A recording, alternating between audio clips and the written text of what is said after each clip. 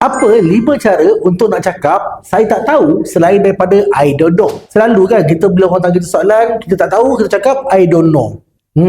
Ada 5 cara lain tau.